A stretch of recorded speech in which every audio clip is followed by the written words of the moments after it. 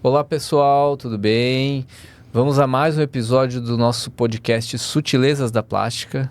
Esse é o podcast para você que está procurando saber um pouquinho mais sobre cirurgia plástica, quer entender um pouquinho mais de detalhes, não só da plástica, mas desse universo da beleza, da estética, enfim. O tema de hoje é um tema bem interessante, que é sobre consulta pré-operatória. Então a gente vai explicar o que a gente quer saber nessa primeira consulta, o que a gente explica, se vale a pena ou não, enfim. Vamos entrar mais a fundo nesse tema, tá? E meu nome é Igor Rocha, sou cirurgião plástico aqui de Florianópolis. Comigo, como sempre, o meu amigo Dr. Wagner Santos, também cirurgião plástico. Bem-vindo, Wagner. Obrigado, Igor. Hoje nós vamos falar de um tema que muitas pessoas sequer querem fazer parte disso, né? O nosso dia a dia com as redes sociais, com essa coisa da rápido, né? Eu quero as coisas para já, as informações para já, querem pular etapas, né? Então a gente vive isso do paciente que pede através de mensagem no WhatsApp o orçamento porque ele já acha que sabe o que tem que ser feito no seu caso. A gente quer, né, explicar que não é bem assim, né? Não é bem Você acha que é um desperdício de tempo, então, a primeira consulta ou não? Muito pelo contrário, né? A ideia desse episódio é justamente falar da importância disso. Não, tem várias coisas, ao meu ver, que a consulta pré-operatória desperta, tanto no paciente quanto no profissional que está fazendo essa consulta, né? Mas não é desperdício de tempo, né? Acho que se a pessoa vai fazer uma cirurgia, qualquer que seja, não só plástica, mas eletiva, as consultas pré-operatórias, uma ou duas, quantas forem necessárias, elas servem para o paciente conhecer o profissional que vai, afinal de contas, vai fazer uma cirurgia nele. Tem que ter aquela química também. Tem que ter confiança. O cirurgião tem que passar, né, segurança, né, obviamente. E sem esse clima de confiança, eu não me arriscaria a fazer uma cirurgia. Eu também não. Eu acho super importante, na primeira consulta, a minha primeira consulta demora mais de uma hora. Uma hora por aí, né? Eu acho super importante porque é onde você vê o paciente, explica para ele os detalhes. E eu acho legal você poder explicar, detalhar, falar de tudo como é que vai ser os cuidados pós-operatórios, possíveis complicações que podem acontecer, o que fazer, enfim, e o paciente também ganhar essa confiança. Normalmente eu faço duas consultas. A primeira consulta, que é essa consulta de uma hora, aí eu tenho uma consulta pré-operatória, porque nessa primeira consulta eu solicito os exames e tal, e aí o paciente volta com os exames, e nessa segunda consulta, que é a consulta realmente pré-operatória, que é uma consulta antes da cirurgia, eu tiro as fotos pré-operatórias, vejo os exames se está tudo ok, né? Tiro as fotos pré-operatórias e tiro as últimas dúvidas, detalhes, enfim, né? Eu não sei se a tua rotina é essa também. Acho que a minha rotina é a mesma. Eu já sabia que era mesmo. Não, mas sim, a rotina é essa e acho que é um roteiro bem legal, né? Porque essa primeira consulta é o momento de eu entender o que o paciente deseja, o que ele espera de uma cirurgia plástica. Às vezes não está nem indicado a cirurgia e eu sou honesto em falar isso para o paciente, né? E também para o paciente me conhecer, saber se eu não sou enrolador, se ele confia, né, nas informações que eu passo, a forma como eu passo, né? E se a gente estabelece uma conexão ou não. Porque quando tudo dá certo, qualquer cirurgião é fácil.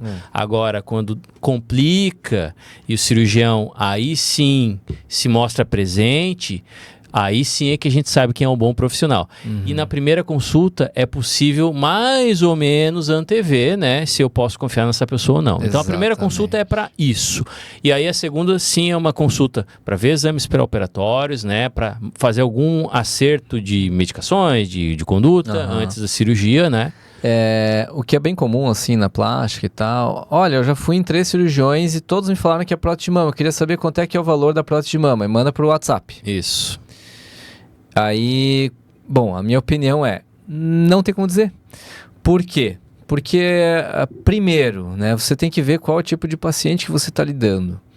Às vezes o paciente tem alguma comorbidade, tem alguma coisa, algum detalhe que isso gera... por exemplo, eu já tive paciente que tinha... Olha a bobeira, mas olha a bobeira entre aspas, mas olha a complexidade disso. Uma via aérea difícil. Paciente que é mais difícil de entubar, de botar na anestesia, de fazer anestesia, e aí precisava de um aparelho específico, alguém específico lá no local, muda todo o valor por um detalhe. A cirurgia talvez seja igual dos outros 3 lá, mas ninguém contou com isso, né? Então são detalhes e às vezes o paciente é só uma prótese de mama, mas espera aí, todos eles achavam que era uma prótese de mama, eu acho que é mastopexia, e aí? Eu vou ficar com o mesmo orçamento, porque muda. Uma prótese de mama você faz em 1 hora, 1h30, 2 horas. Uma mastopexia é 3 horas, 4 horas, né? Então, assim, muda tipo de cirurgia, muda, enfim, muda um monte de coisa. Então, o que os outros já falaram não me interessa. Eu preciso avaliar o paciente, ver a pele dele. Às vezes a minha opinião é diferente, às vezes a técnica que eu vou usar é diferente da técnica que eles iam usar, enfim. Então, tudo isso muda, né? Aí vem outra questão que depois da pandemia está bem comum e eu uso bastante também, principalmente pacientes que moram fora, que é a telemedicina. Como é que é a tua rotina na telemedicina? Mas deixa eu falar antes dessa questão do orçamento aí, tá? Primeiro que é muito difícil aqui a gente discutir honorários médicos. Cada um sabe de si, Esqueci desse detalhe. Ele quer orçamento sem pagar a consulta. Exatamente, né? E até entendo, é uma preocupação quando a gente vai fazer orçamento para algum outro serviço que seja, a gente também quer praticidade nisso. Sim. Mas no caso da consulta médica, acho muito complicado, porque tem muitos elementos que vão influenciar no cálculo do orçamento. Então não dá para pular essa etapa. Essa é a minha visão. Agora, mesmo assim, não, mas eu já consultei com 3 outros profissionais, eu já sei qual é a cirurgia. Na cirurgia plástica, por ser uma área que tem um caráter meio subjetivo, cada cirurgião aplica a sua técnica que é mais familiar, olha o caso do paciente sob uma perspectiva muito única, isso permite diferenças no tipo de cirurgia que eu vou aplicar. E ao reconhecer diferenças, valores diferentes. Então não tem como. É bem o que tu falou, acho que o exemplo da prótese de mama e da mastopexia é um exemplo comum. Me disseram, 3 cirurgiões falaram que é só botar prótese. Chega lá, eu acho que a pele é flácida, que é necessário retirar a pele, a minha indicação não vai ser de prótese única, mas de mastopexia com prótese. Exato. Isso muda completamente a comparação de preços. Então eu acho que orçamentos por WhatsApp não podem ser comparáveis, porque cada paciente vai ser entendido por cada profissional de uma forma diferente. Então, isso não tem como fugir. Essa é a minha opinião, né? Agora, tu falou da telemedicina. Então, eu acho que discutir qual é a natureza dessas consultas. Tem que ser presencial, pode ser via remota, online. Telemedicina é uma realidade. Sim, a pandemia acelerou um processo que já estava iniciando, né? E acho que há espaço, obviamente, a telemedicina, né, já está, inclusive, corroborada pelo Conselho Federal de Medicina e tudo mais. Sim. Mas ainda assim, para nós, cirurgiões plásticos, que a gente precisa examinar fisicamente, palpar a paciente, né? Fotografar de forma presencial, a telemedicina nos limita um pouco. Acho que é possível, nós fazemos. Né? Para entender o que o paciente deseja, até mesmo visualizar pela webcam ali, mais às vezes ou eu menos. Peço uma foto, dependendo do paciente, se uma foto, às vezes de visualização única que seja. Sim. Mas só para entender, porque às vezes por foto é melhor do que no webcam. Sim. E essa primeira consulta ela é basicamente para explicar o procedimento, tentar entender, ver se aquele procedimento cabe àquele paciente. Então, mas mesmo fazendo a primeira consulta pela telemedicina, que é essa maior, que é de 1 hora, antes da cirurgia ele vai ter a consulta presencial, independente de onde, nem que ele venha um dia antes. Isso. Eu preciso ver ele antes. Pacientes que vêm de outro país, Exato. né? Tem alguns que vêm dos Estados Unidos, da Europa, né? Bem comum, eles vêm. Geralmente eles chegam com uma antecedência, eu costumo vê-los já ou no dia que chegam ou no dia seguinte já, para não perder tempo, até porque se muda alguma coisa na estratégia cirúrgica, a gente precisa ter esse tempo, né? Sim, sim. Não adianta eu querer ir lá ver ele no dia da cirurgia e falar, putz, tudo aquilo que a gente programou não vai rolar, olha aqui como é que é a sua pele, né? Sim. Então, eu sempre tenho eu tento dar uma antecedência, mas sim, a gente usa bastante a telemedicina, né? Mas eu acho que a telemedicina, ela nunca vai substituir a consulta presencial. E tem mais um detalhe que faz parte do meu protocolo e também do teu, Igor, no hospital onde a gente opera, que é uma consulta com anestesista também, que essa também precisa ser realizada de forma presencial, até onde eu sei ali no eles hospital, até fazem online, dependendo, mas tem que ter, porque eles olham a boca, tem que abrir a boca para ver aquelas coisas todas, da via aérea, via aérea e tal, são detalhes assim que é importante. E a gente sempre pede exames pré-operatórios.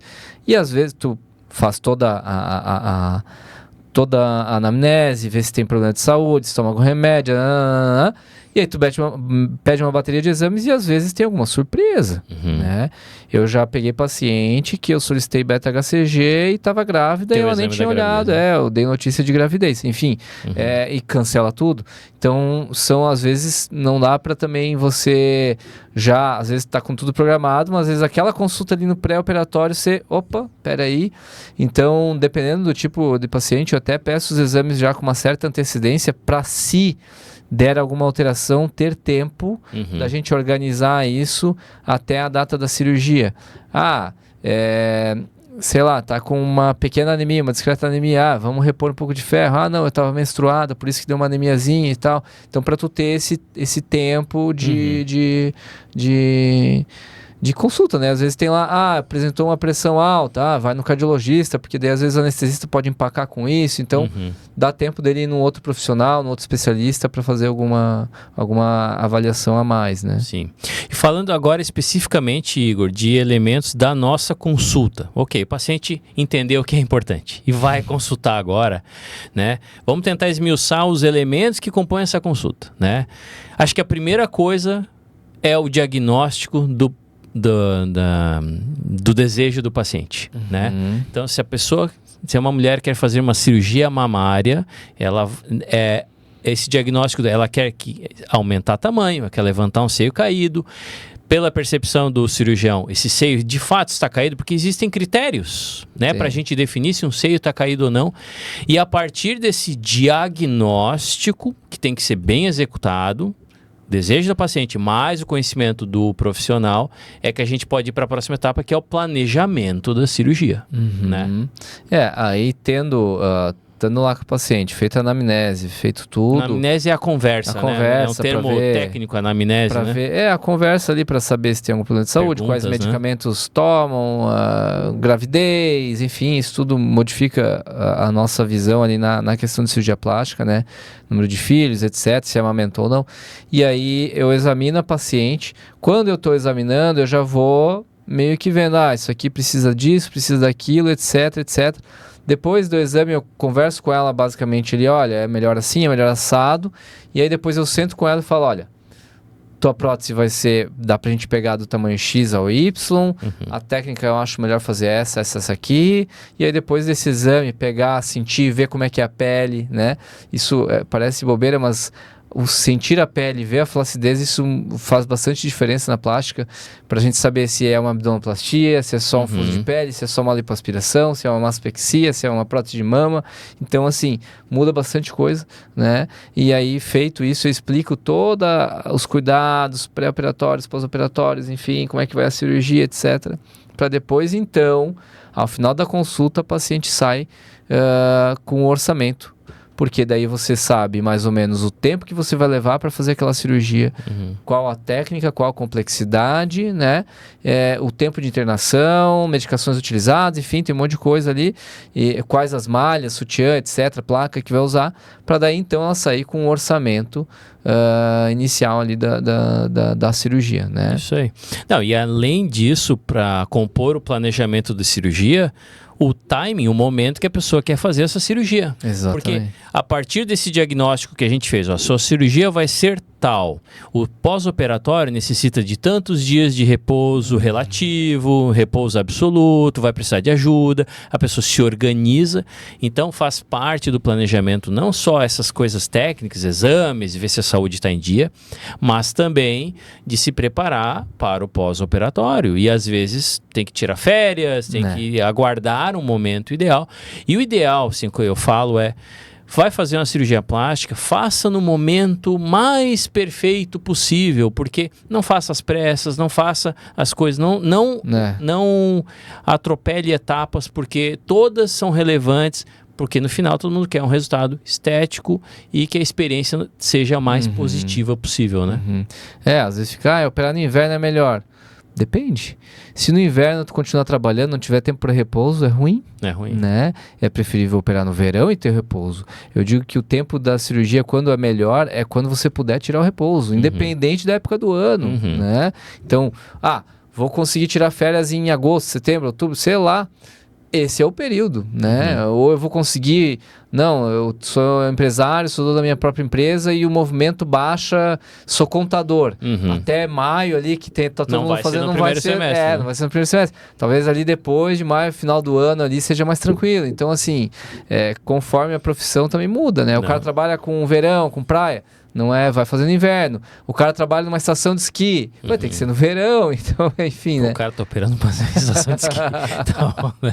E, Igor, assim, falando de exames pré-operatórios, né? A gente fala, tem alguns exames de sangue e tem um eletrocardiograma que são, assim, os exames mais básicos para pré-operatório de qualquer cirurgia, não só de cirurgia plástica, né? Mas fala um pouquinho de quais exames a gente pede de rotina. Tu falou já do beta-HCG para mulheres, né? Que é um exame que acredito que é quase rotina para todo cirurgião. Né? Eu peço o beta-HCG de rotina para mulher, né? Conforme a cirurgia, eu tenho alguns exames que eu peço e não... Tem gente que não pede, tá tudo bem também, cada um pede o seu. Na verdade, dependendo, se você olhar lá os guidelines e tal, paciente jovem, sem nenhum problema de saúde, blá, blá, blá, blá, às vezes não precisa pedir quase nada de exame pré-operatório. Eu geralmente peço até além do que a gente precisa. Inclusive, exames de sangue eu peço alguns além do que é necessário. Mas basicamente é o exame de sangue, um eletrocardiograma e um raio-x de tórax para todos. E aí, se vai ter uma cirurgia de mama, eu peço um ultrassom, dependendo da idade, ultrassom e mamografia. Quando tem abdominoplastia, eu solicito um ultrassom de parede abdominal. Dependendo da situação, ultrassom de abdômen total também, porque às vezes antes de uma cirurgia plástica você descobre um cálculo na vesícula, uma pedra na vesícula, alguma coisa assim, e aí eu peço para resolver. E o ultrassom de parede abdominal que tu te refere é para identificar uma hérnia, né? Uma hérnia. Já que se a gente for fazer lipoaspiração, né? Exatamente. E tiver uma hérnia, eu já não posso passar com a cânula onde tem a hérnia, próxima, né? E aí depende da localização ali, tamanho da hérnia, a gente já corrige na própria abdominoplastia, já resolve, né? Enfim. Então são exames de que a gente pede. Aí, uma cirurgia de face. Pô, a paciente colocou PMMA, que está até proscrito agora pela Sociedade Brasileira de Cirurgia Plástica, na face. Peço ultrassom dermatológico da face para ver onde é que está, qual o tipo de... Dependendo do ultrassonografista, ele consegue dizer qual o produto, até, enfim. Então, detalhes. Cada cirurgia, ela tem alguma coisa para solicitar de pré-operatório, numa rotina, assim, né? Mas tem uns que são básicos que a gente acaba pedindo, né? Esse geralzão, exatamente. Né? Sangue e eletro, o paciente vai fazer. Vai acabar invariavelmente fazendo, né? E Igor, a gente já comentou um pouco mais, acho que um dos elementos mais importantes é a relação médico-paciente, né? A importância que é nessa consulta estabelecer. Basicamente vai bater o santo. Exatamente. Né? Eu acho que isso é importante, né? Eu e você, apesar de trabalharmos juntos, operarmos juntos, a gente tem personalidades completamente diferentes. Temos, né? Com certeza. Ainda bem, né? E aí o paciente tem que sentir. O meu perfil é o do Dr. Wagner. O meu perfil é o do Dr. Igor e tal. E cada um tem o seu tipo de paciente também, né? Com certeza. Você olha aquele paciente, esse aí é bem o perfil do paciente do Wagner. Esse aí é o perfil do paciente do Igor. Né? Então, a gente, querendo ou não, apesar de vocês escolherem a gente também escolhe vocês, né? Indiretamente, porque... até sem saber, né? Da forma como a gente se comporta, sem saber, exatamente. Porque a gente atrai o paciente que se atraiu pela gente, né? Verdade. Então, é engraçado isso, né? Mas tem que bater o santo, né? Eu acho, então, essa que é a ideia de conversar sobre esse tema da consulta, né, Igor? O paciente primeiro entenda que é importante, né? Tem várias etapas, a gente precisa ter um diagnóstico preciso para fazer um planejamento bom da sua cirurgia e para, no fim das contas, você decidir se o seu médico deve ser esse ou não, baseado no que tu sentiu. O médico transmitiu segurança, né? Ele entendeu a minha linguagem, ele me ouviu, né? Tem médico que basicamente passa um roteiro ali de consulta para todos, é o mesmo roteiro de consulta. E tem médico que é mais atento a ouvir o paciente e cabe ao paciente sentir que ele foi ouvido, né? Porque isso, como eu falei, inspira confiança e logo faz o paciente escolher com mais precisão assim o seu médico, né? Isso é importante. Fazendo tudo isso, vai ter mais segurança, né? Vai ter mais conexão com o profissional, né? O profissional e o paciente. Isso acaba se traduzindo em melhores resultados, né? Melhores resultados, melhor relacionamento no pós-operatório, E isso tudo faz diferença também no próprio resultado, né? Porque se você confia no que o teu cirurgião tá falando, você vai seguir a risca que ele tá falando, vai cuidar, vai dar tudo certo. E se der algo errado, você sabe que ele vai estar ali junto contigo, porque tu já conhece ele, já pegou confiança e sabe que o cara tá preparado para qualquer tipo de intercorrência, né? Mas acho que basicamente é isso, né? A escolha do cirurgião é super importante. E acho que do tema... Acho que é isso, né? Acho que conscientizamos, né? Não adianta pedir um orçamento pelo WhatsApp. Procurem, converse com a gente está disponível para isso. E outra coisa também, qual a média de valor? A gente pode passar a média de valor, mas às vezes se a gente falar, é entre 15 e 30 mil. Se você for lá na consulta e for próximo de 15, você vai dizer, que bom, meu caso é o tranquilo. Próximo de 30, meu Deus, é muito caro. Então, assim, é difícil tu dizer uma média de valor também, baseado em WhatsApp. Qual a média de valor de lipoaspiração? Não tem como saber. Vai ser lipo HD? Não vai. Você é magra? Não é. Vai querer enxerto glúteo? Vai querer enxerto... Então, tem uma infinidade. Vai querer uso de tecnologia? Não vai. Então, não tem como a gente dizer média de valores, assim. Então, por isso que a consulta pré-operatória é super importante. E acho que assim, tentar informações de forma imprecisa ou pesquisar em fórum, quanto que o profissional tal cobra, enfim, tudo isso vai gerar expectativas e quando chega na hora do vamos ver, se essas expectativas não forem atendidas, vão se tornar frustrações. Então evite isso, fale diretamente com o cirurgião, né? Perca esse tempo que na verdade é ganho. Exatamente, é isso aí.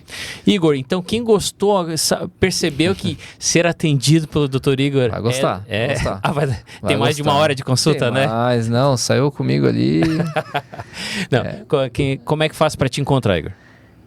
Nas redes sociais, no Instagram, é só me seguir lá. Tem alguns temas sobre cirurgia plástica, enfim, sobre a minha vida também.